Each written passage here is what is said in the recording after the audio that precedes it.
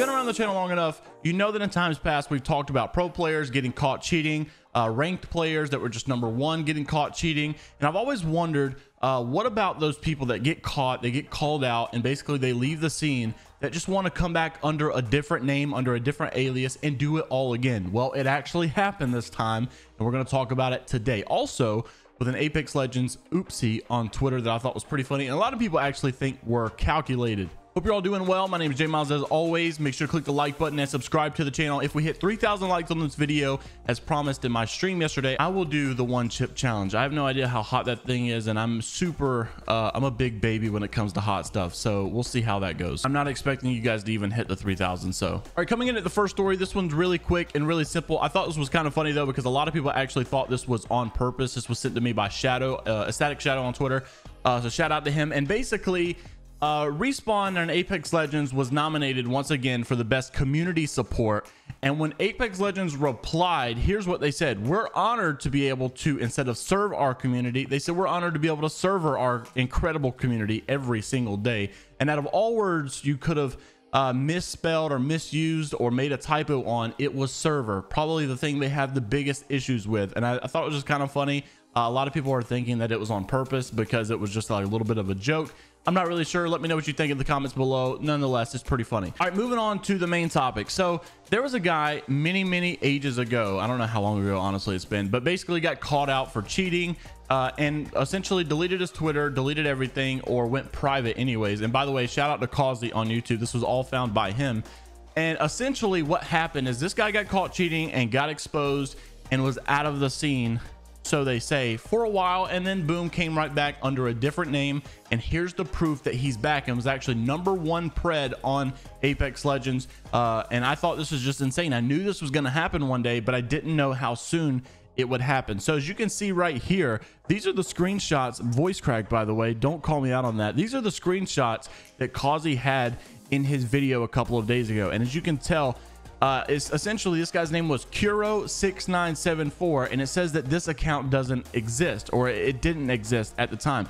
And then JPred, which is the #1 pred currently, you can see that he actually has this exact same as the Twitter account that was deleted not long ago. So Kuro was like exposed and was sent out of the scene, and people were like, okay, this guy's a cheater, he's done for, and blah blah blah. It was over with. And now this guy's back, and I guess for a split second forgot to change his tag again, and boom, so now we know that this guy is actually cheating. I just want to say, we don't know that he's cheating based off the name, we just know he's cheating based off the clips. This video is just more prioritizing the idea of somebody coming back under another name. But not only was he cheating, he was getting carried by a cheater as well, and on top of that, he was also boosting. It amazes me that people, on paper, I can see why someone would cheat, because unfortunately there's just not that many consequences for not cheating.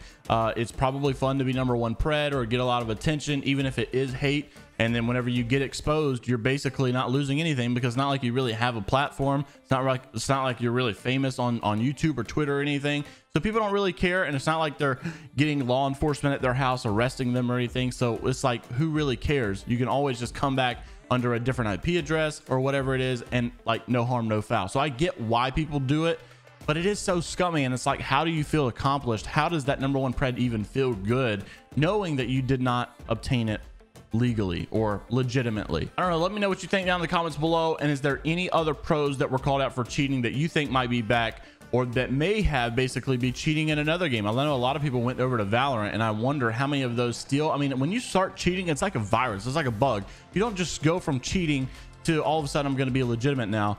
Most people still are going to cheat in whatever game they decide to go to. All right, so moving into our third topic today, we got some pretty good news. Rodney Reese over at Respawn basically saying that we're going to be getting some storm point changes very soon, and thankfully not having to wait until season 11 is over. Here's what he said on Twitter. It's about a week old, so I'm not sure what the update on this is yet. So basically he said, thanks to everyone who sent in bugs and circle feedback on storm point. You made a difference. Lots of bugs smashed, and lots of circle cleanup will be in the map soon, long before the season is over. So finally, we don't have to wait till the end of the season or till the season is over in the next season update to get these fixes. That's one thing I have with Respawn that I've always wondered, why they take so long sometimes to actually bring these fixes. Now I wish that, you know, whenever we have an issue, just go ahead and hot fix it in like in a next week update or something.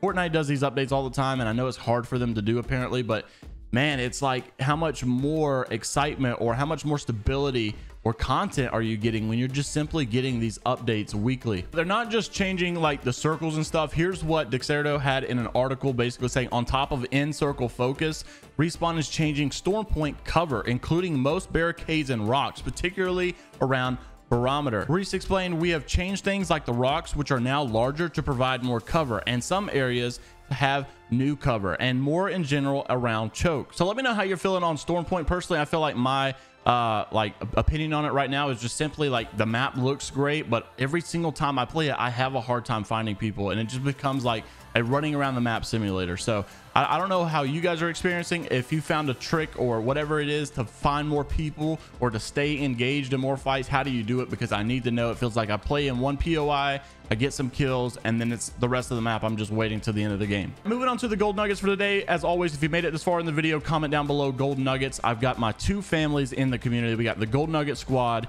and we got the dad squad. These are actually some very interesting golden nuggets, starting it off with Shrugtall saying on Twitter, entries for XB5, internal code name for next gen Xbox, were added into the 11.0 patch, suggesting that the next gen release getting very, very close. This and entries for the PS5 gamepad in a hot fix late last season. So for those of you that have been asking when this next gen update is coming, assuming it will be probably right around the corner, considering this stuff has been added to the game file. Also in the news, if you guys did not know this was basically, I think, trending on Twitter. Every creator was talking about it yesterday. For those of you that like to stream yourself, or for those of you that want to stream, a lot of you have asked me, what should I use? What software should I use? I've always, to be honest, told people to stay away from Streamlabs simply because it was buggy for me. It didn't run that well.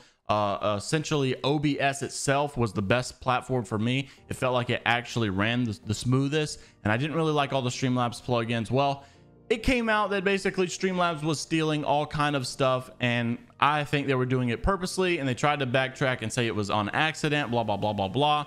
Here's basically what happened. Lightstream, which is another kind of, I guess, off branch of the streaming stuff, said, hey, can I copy your homework with a clown face? And the reply says, yes, just change it up a bit so it's not obvious you copied. Bet. And you can see right here, basically Lightstream just got copied by Streamlabs. It's almost word for word verbatim, the same exact platform, the same exact look. Everything is pretty much identical that Streamlabs just copied. And essentially off of this, you know, they got a lot more traction. They had a lot more features that they were able to just copy from Lightstream. And then whenever they got called out upon it, they just basically replied and said, we made a mistake. We've changed it back. We're sorry. This was not the intended update to come out. This was basically just how we were trying to code it or word it on our site so that we could know what we were talking about, and we were going to change it before we made it final, but we accidentally made it final with the old words, and this wasn't the intended version. Yeah, whatever. So all your biggest streamers were like basically bashing Streamlabs, and they're pretty much done. They even took OBS out of their name yesterday because they didn't want to bring OBS, I guess, a bad look. So if you guys are looking for the platform to stream on, I would suggest using Stream Elements or just simply the normal OBS project. But that's going to be it for today's video. Hope you all enjoyed. Make sure to leave a like on the video if you did enjoy. 3,000 likes equals a 1-chip challenge. I don't even know where to get these from. Hopefully you get them off Amazon or something. But I'll see you all in the next one. Also, make sure to subscribe to the channel with the notification bell on. Until next time, I will see you all later. Make sure to go down in the comments below. Make someone's day better, not worse, and spread some positivity and let someone know that you love them, that you're looking out for them, that we're all in this together. And until next time, later, Gators. I shot you. You're dead.